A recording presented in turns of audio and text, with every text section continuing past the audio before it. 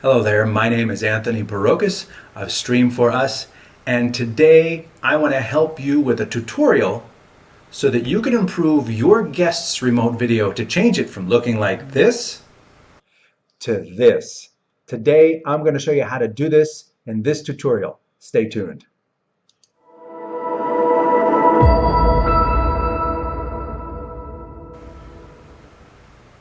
In case you haven't guessed, I'm actually switching this live. I'm live remote streaming. Live streaming is what I do. Live switched, and I'm actually doing live switch for this tutorial.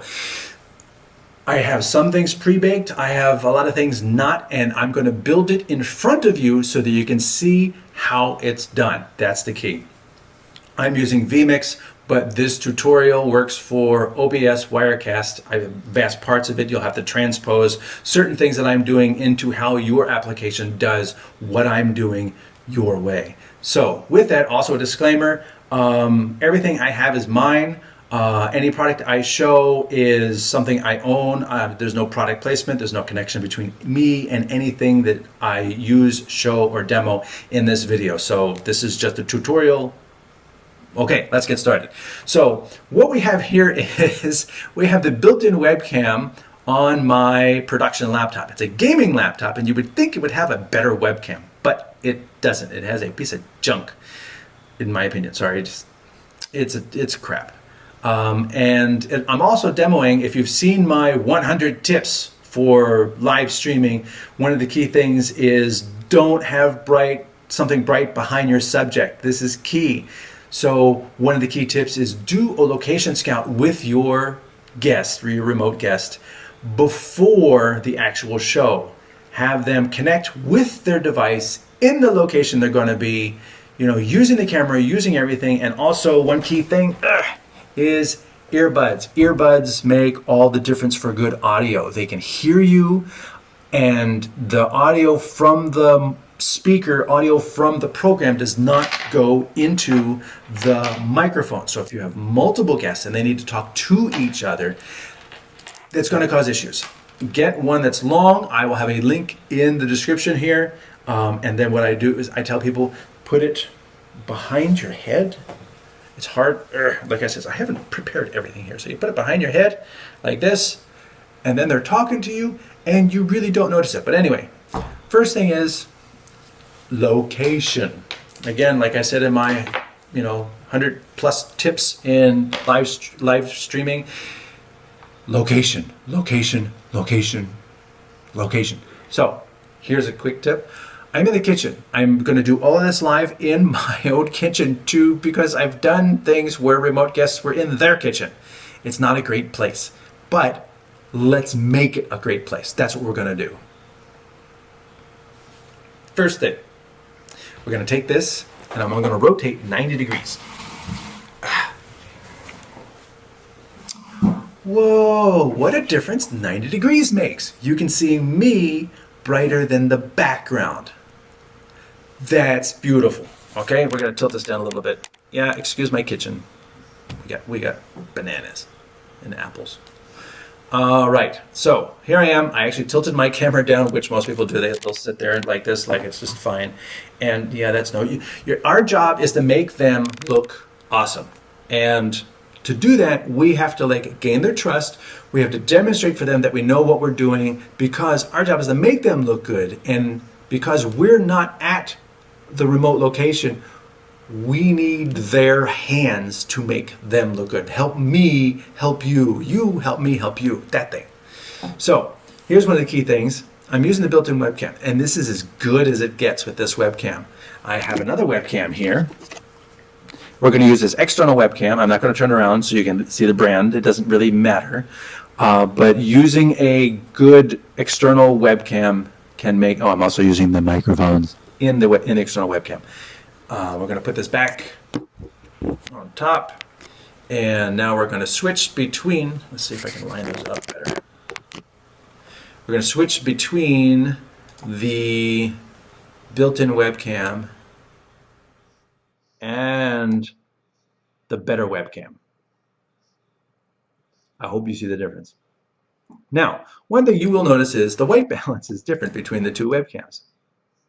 That's okay. we can fix this. Or you can, as we do when I do remotes with people, we have certain kits we send out. I'm able to remote into the other computer because it's our computer. I'm able to remote into it and I'm able to fix the camera settings. And that's going to be key for what we're going to do today. Being able to lock the camera settings. I mean, you know, if I hold my hands up, it's gonna iris down, and then if I move out of the way, it's gonna iris up. Yeah, you can see it. Like if I move down here, I get really bright. If I move over here, and people move their hands and stuff like that, and that's going to affect the image. So one of the key things we're going to do is let me just click this here.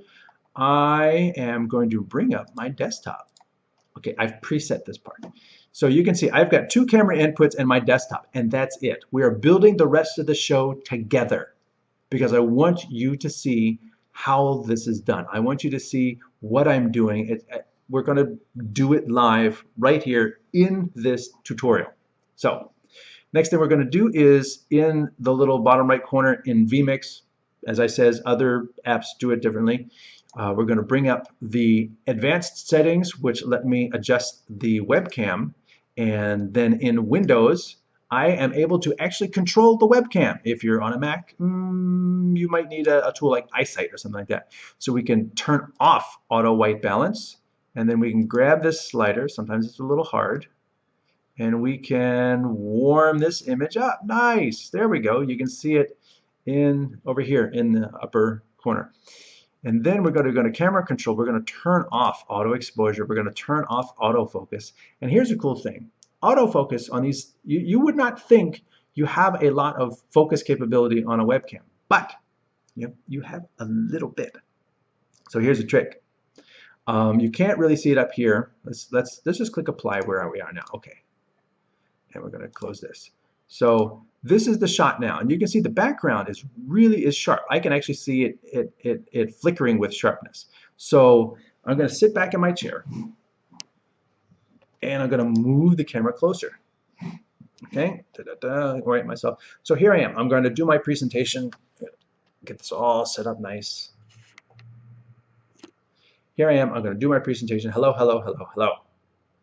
Now, if I go back into my, if I go back into, let me bring up the desktop for you. If I go back into my settings for the camera, I go to the second camera control and I can actually pull focus. Whoa, you can see blurry. And then if I bring it back so it's just starting to get some focus, which I find is usually around 30. We'll click apply, okay, close this.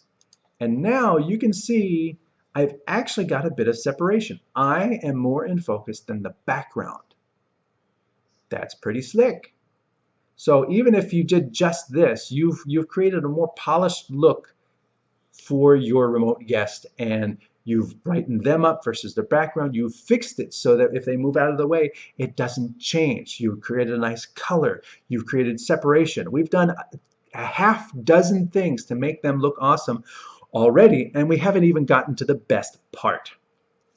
What we're going to do today is we are going to do a slide presentation. So let me bring in a PowerPoint presentation, and because I have tested this already, it's the last thing. Most of these inputs, we're going to add an image. So let us bring a gray gradient in, and let us bring another image in, an industrial grid. Okay. What else do we need? I think that's it for now. So one of the key things we're going to do is we're going to take this industrial grid background here, and that's going to be our base layer. And then we're going to add layers on top of that. One of the layers we're going to add is my camera. So let's go to the webcam. Hi. And then another layer we're going to add is the slides, because there's always slides. Right? There's the slides. So let us resize the slides right now. We're going to slide these down. Let's just make it 0.6, 0.6. And then we're going to slide it over to the right here. Okay? And then we're going to go back to the webcam, and we're going to say this is 0.6.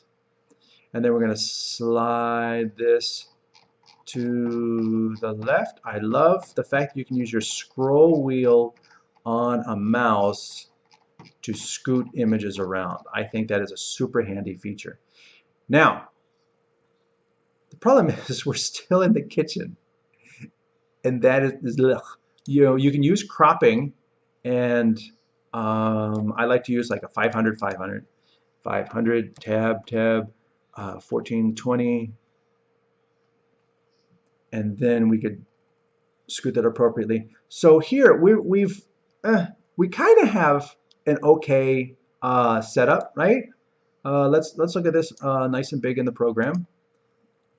It kind of looks okay. Oh, I have the slides running, and let's change the slideshow settings. Just, you know, I need to see this. I'm going to change it to 10 seconds, and it's going to be a really slow fade. All right, so I'm giving my presentation. I've got a nice backdrop. I've got slides over here. Blah blah blah. I'm talking. You know, they could click through their slides and things like that, and it's better. It's definitely better than starting with a window behind them. You know, we're probably 60–70% better. But here's where it gets really, really good. Let's go back to my webcam. Okay. What if we can get rid of the kitchen remotely? And I'm not talking Zoom or whatever background, you know, where the hand breaks apart and disappears and you turn into like a little monster. No, I'm not talking about that. I'm talking about green screen. Now, yes, this takes some forethought, but let's try this out. Again, I am using a laptop. I'm using a webcam. I'm in a location, just like your guest will be. There's nothing different here than what they're going to do. Now, they may be a remote call into your software of choice, but you can still do the green screen, so all of this still applies. Let's build this. Okay, I'm actually going to build it live. So let me get out. And I have a mic stand. And the mic stand is not a great tool for this. It's not long enough. But you know what? It's not perfect, and we're going to use it anyway, just to try and demonstrate the fact that it doesn't have to be perfect. We're going to, okay, don't extend it that far. We're going to extend this far enough. So, you know, I can actually go like that.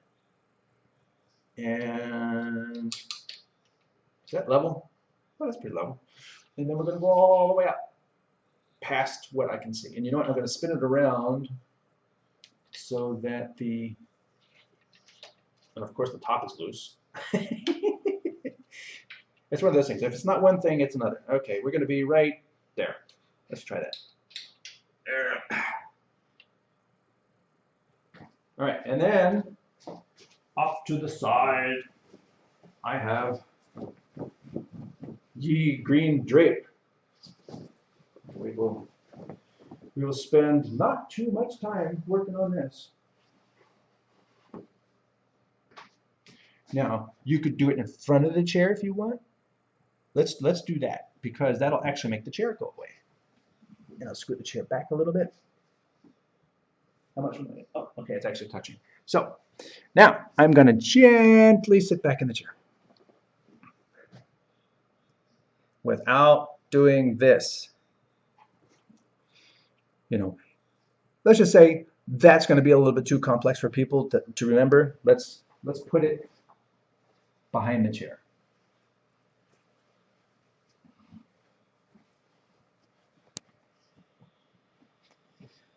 We're changing it on the fly. All right. Gosh, that curl is awful.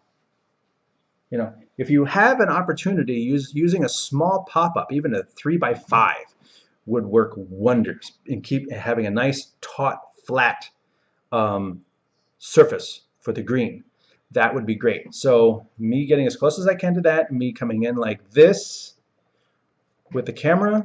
Remember, I want to be so far away because that's where the focus is. Now, we're going to go back into our desktop. Good. This is my camera over here. I hope you can see my mouse. We're going to take this and we are going to go to color key, turn the color key on, use my little suck tool, come over here around my head, suck the green, turn on the filter. Oh, actually that looks pretty good. Oh, that's the chair. Like I said, if you want the chair to go away. Now, the thing is you can still see the kitchen. That's why we have in multi-view position, main, we have, it's not so much a garbage mat, but you can crop the sides. Crop to, there we go. Close that. Now I have this gray gradient. What I'm going to do is I'm going to create a virtual of this, and on one of them, no, actually I don't need to create a virtual. Let's close that. Yes. We are going to go to this gray gradient. We are going to multi-view, add me on top.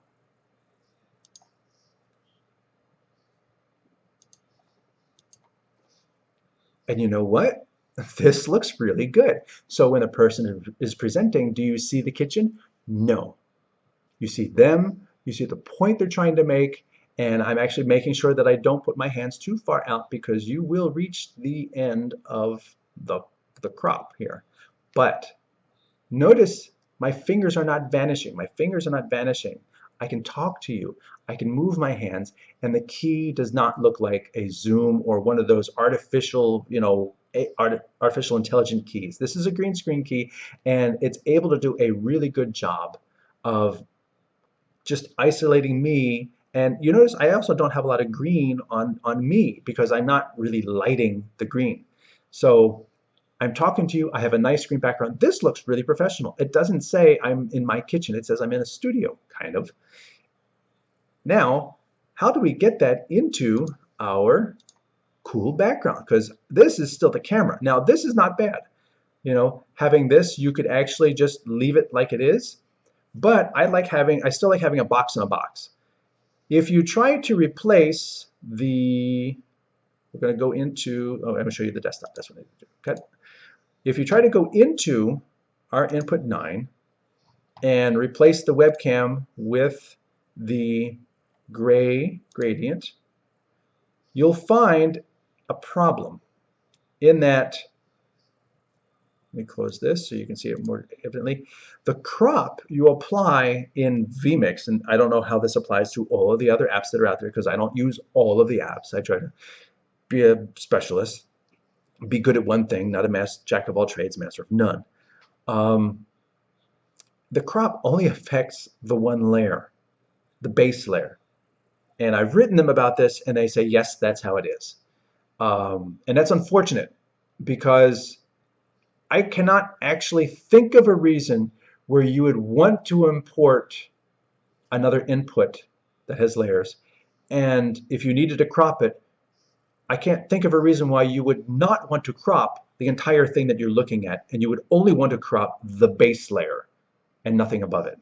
I can't think of a reason why you would want to do that. It's unfortunate that vMix does not have a flatten command, or just naturally, if you bring any input into something else, it automatically flattens that input into one layer. That would be how I would expect it to work, but that's not how it works. Depending on the version of vMix you have, you may have multiple mixes, and that's how you get around this. Or you could export that input as an output and bring it back in as NDI. There's several different ways, but what you're looking to do is you're looking to do a little loop-de-loop, and what you get is a flattened image. So I'll show you how I do that. I'm going to go back to the desktop capture, or the desktop, and we're going to take this gray-green gradient, we're going to add a mix.